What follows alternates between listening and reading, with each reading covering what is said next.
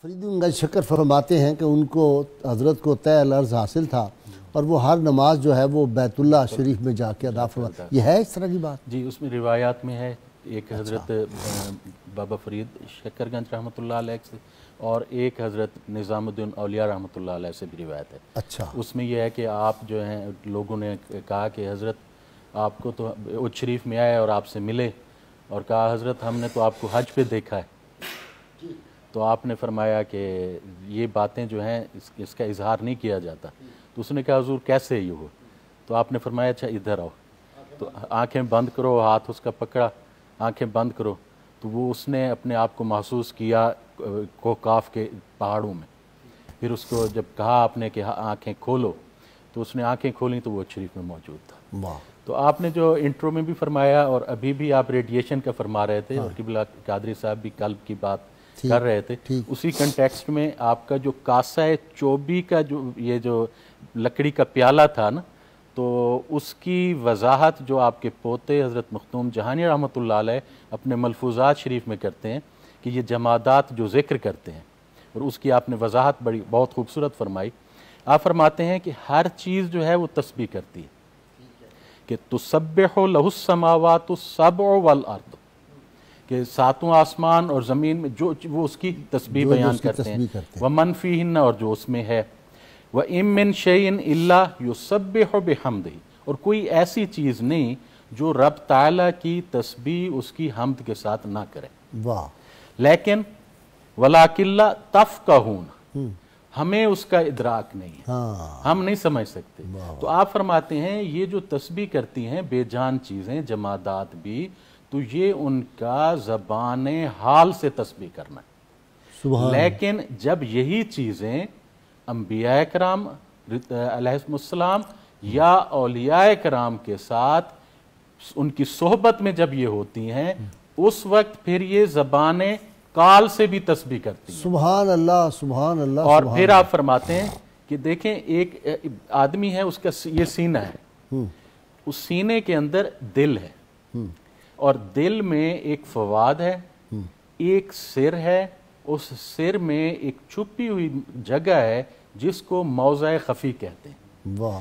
جب اللہ تعالیٰ کسی کی ہدایت چاہتا ہے تو اس موضع خفی میں نور ہدایت رکھ دیتا ہے. تو لال دوسرے معنوں میں بھی ہے نا؟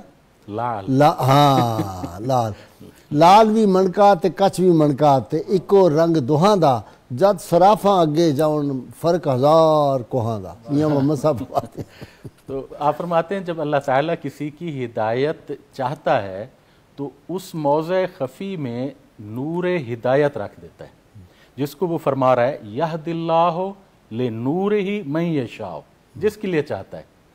اب وہ نور جب انسان آدمی ذکر شریف کرتا ہے نا قبلہ گاہ صاحب، اور دل پر الا اللہ کی جب ضرب مارتا ہے، لا الہ سے میل کو ہٹاتا ہے، جب وہ شیشہ صاف ہو جاتا ہے نا، تو یہ نور چمکتا ہوا یہ وہاں سے سر کی طرف آتا ہے.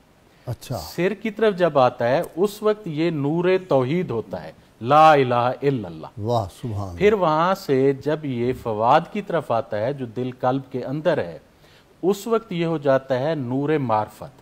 سبحان اللہ. پھر یہ قلب جو ہے اس نور مبارک سے بھر جاتا ہے. تو اس وقت ہم کہتے ہیں کہ اب یہ نور ایمان ہے. اور جو اللہ تعالیٰ نے فرمایا نا کہ اولئک کتب فی قلوبہم الایمان، کہ ان کے دلوں میں ایمان کو رکھ دیا ہے، اب اس کا نور ایمان ہے.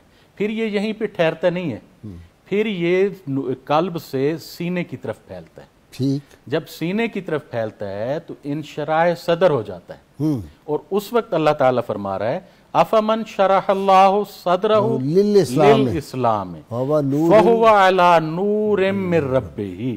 تو یہ نور اسلام ہو جاتا ہے جب اس کے سینے کو یہ گھیر لیتا ہے. پھر یہیں پر نہیں ٹھہرتا، پھر اس کے جسم کے روئیں روئیں ایک ایک وہاں پہ پہنچ جاتا ہے. اس وقت یہ نور جو ہے وہ تقوی کا نور ہوتا ہے. سبحان اللہ. اور اس وقت کہتے ہیں ان اکرمکم عند اللہ اتقاکم. اب اس نور کی ریڈیشنز باہر نکلتی ہیں. اب جو اس کے حصار میں آتا جاتا ہے وہ ذکر کرنے لگ جاتا ہے. واہ واہ جیسا کہ اللہ تعالیٰ فرما رہا ہے حضرت داؤد علیہ السلام کا کہ جب وہ ذکر شریف کرتے تو پہاڑ بھی ذکر کرتے، وہ پرندے بھی رک جاتے تھے، سبحان وہ بھی ذکر کرتے تھے، واہ واہ اور جب کنکریاں حضور انور صلی اللہ علیہ وسلم کے دست اقدس میں آتی ہیں تو وہ اگرچہ زبان حال سے ذکر پہلے ہی کر رہی ہوتی ہیں لیکن اب زبان کال سے ذکر کرتی ہیں، واہ واہ اور یہی وہ جو حضور نے فرمایا ان میں زندگی ہوتی ہے، زندگی ہوتی لیکن زندگی میں حیات کا بانگ پن اللہ کے محبوب کی نگاہ کرم سے ہو جاتا ہے۔ اور جو حضور نے فرمایا صلی اللہ علیہ وسلم کہ میں اس پتھر کو بھی جانتا ہوں، دیکھتا ہوں جو مجھے سلام کا جواب دیتا تھا۔